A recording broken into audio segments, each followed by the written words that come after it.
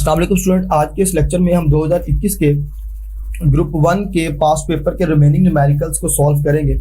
Question number 6 का B part है, find the temperature at which velocity of sound in air is 2 times its velocity at 10 degree Celsius. ये chapter number 8 waves की example 8.1 है। इसके given data में आपको सिर्फ टेम्परेचर गिवन है, टी नोट से हम इसको रिप्रेजेंट करेंगे। 10 डिग्री सेल्सियस है और जब हम इसे केल्विन में कन्वर्ट करेंगे तो स्टूडेंट 10 + 2 73, इसे 283 केल्विन लिखेंगे।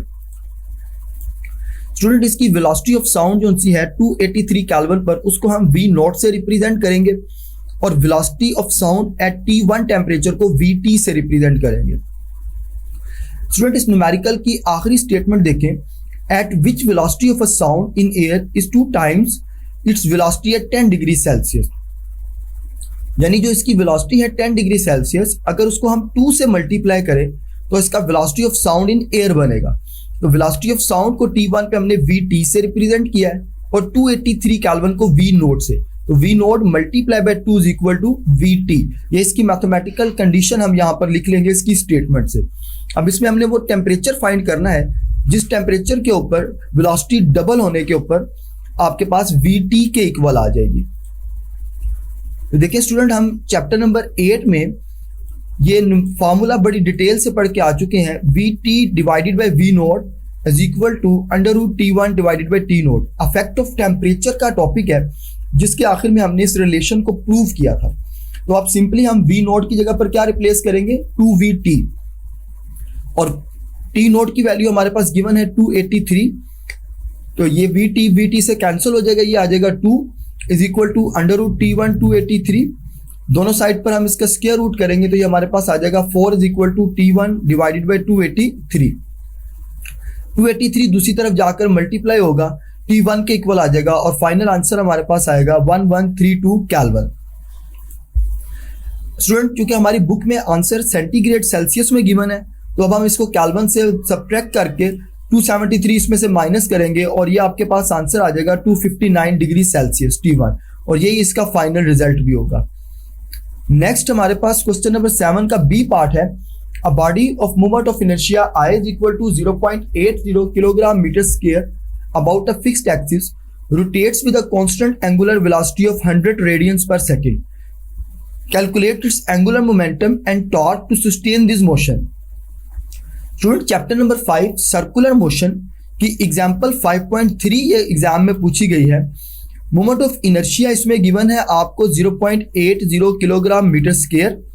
एंगुलर वेलोसिटी गिवन है ओमेगा रेडियन पर सेकंड स्क्वायर, 100 रेडियन पर सेकंड स्क्वायर है ये बेसिकली। और इसमें जो हमने फाउंड करना है वो है एंगुलर मोमेंटम L और टॉर्क। बहुत आसान और सिंपल न्यूमेरिकल है। स्टूडेंट, ये न्यूमेरिकल अक्सर एग्जाम में शॉर्ट क्वेश्चन के तौर पे भी पूछा जाता है। इसमें हम सबसे पहले तो एंगुलर मोमेंटम का फार्मूला लिखेंगे, L is equal to I omega. I की वैल्यू हमें गिवन है 0.80 और ओमेगा की वैल्यू भी गिवन है 100। दोनों को मल्टीप्लाई करेंगे तो ये फाइनल आंसर हमारे पास आ जाएगा 80 joules per second.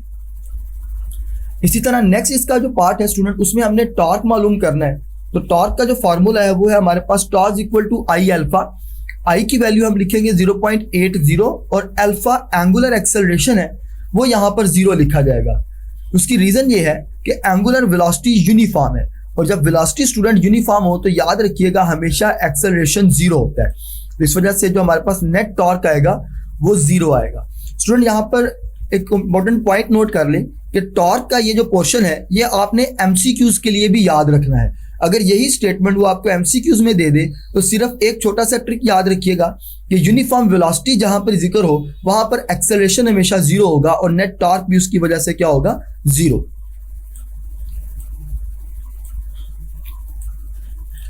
Next student, question number 8 का बी पार्ट है, अ heat engine performs 100 joule of work at the same time rejects 400 joule of heat energy to the cold reservoir. What is the efficiency of the engine? Student, ये chapter number 11 heat and thermodynamics का numerical 11.8 है। तो आइए इसको हम solve करते हैं। सबसे पहले इसका गिवन डाटा आप लिखेंगे। वर्क डन आपको गिवन है 100 जूल, हीट रिजेक्टेड गिवन है Q2 400 जूल, और आपने मालूम करनी है efficiency of a heat engine. Next student, efficiency of a heat engine का फॉर्मूला हमने पढ़ा हुआ है, eta is equal to W divided by Q1 multiply by 100।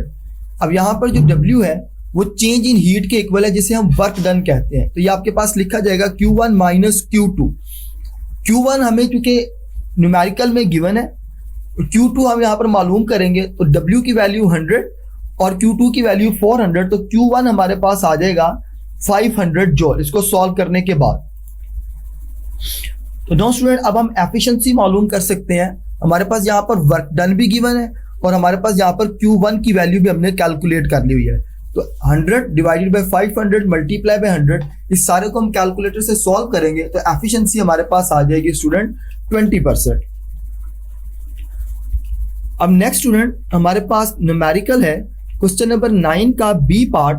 A light is incident normally on a grating which has 2500 lines per centimeter.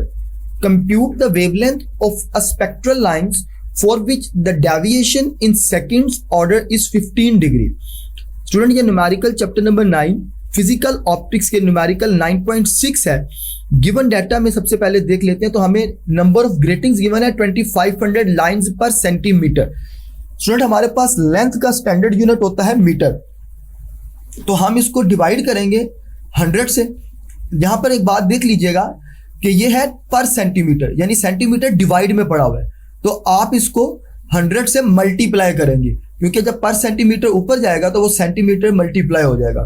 तो यहाँ पर हम 100 lines पर सेंटीमीटर से उसको मल्टीप्लाई करेंगे तो हमारे पास ये एग्जैक्ट जो आंसर आएगा वो आ जाएगा 2500 के आगे 4 जीरो आ जाएंगे, यानी 2,50,000 लाइन्स पर मीटर आंसर आएगा। तो छोटा सा ये ट्रिक यहाँ पर याद रखना है कि जो आपका यूनिट है वो पर सेंटीमीटर है। सेंटी से मीटर में जाने के लिए 100 से आप डिवाइड करते हैं, लेकिन बिकॉज सेंटीमीटर ऑलरेडी डिवाइड में है तो जब ये ऊपर नॉमिनेटर में आएगा तो ये मल्टीप्लाई हो जाएगा। अब स्टूडेंट, टू फाइंड, इसमें हमने क्या करना है, वेवलेंथ ऑफ लाइट फाइंड करनी है लैम्डा, और एंगल ऑफ डेविएशन गिवन है 15 डिग्री, ऑर्डर ऑफ स्पेक्ट्रम 2 है। तो आइए स्टूडेंट इस न्यूमेरिकल को सॉल्व करते हैं। चैप्टर नंबर 9 के अंदर हम रिलेशन पढ़ चुके हैं डायफ्रैक्शन ग्रेटिंग का, d sine of theta is equal to small n lambda. d यहाँ पर ग्रेटिंग एलिमेंट है जिसको हम 1 डिवाइडेड बाय कैपिटल n से रिप्रेजेंट करते हैं बाय डेफिनेशन। 9th क्लास में डायफ्रैक्शन, फर्स्ट ईयर की क्लास में डायफ्रैक्शन ग्रेटिंग के टॉपिक के अंदर हम ये बड़ी डिटेल से पढ़ के आ चुके हैं। तो अब यहाँ पर हम सिर्फ उनके फार्मूलाज को इस्तेमाल करेंगे, 1/n sine of theta n lambda, और n दूसरी तरफ स्मॉल n दूसरी तरफ आकर मल्टीप्लाई होगा बिकॉज हमने वेवलेंथ मालूम करनी है। और आप सिंपली इसमें वैल्यूज पुट कर दें, n की वैल्यू 2,50,000, n की वैल्यू 2 और थीटा की वैल्यू 15। कैलकुलेटर से स्टूडेंट इसको सॉल्व कर ले तो ये फाइनल आंसर आपके पास आएगा 5.17 मल्टीप्लाई 10⁻⁻7। और जब हम इसे साइंटिफिक नोटेशन से सिंपल नोटेशन में कन्वर्ट करेंगे तो ये आपके पास आएगा 518 नैनोमीटर, जो कि हमारी बुक में आंसर गिवन है। आज के लेक्चर से सिर्फ इतना ही।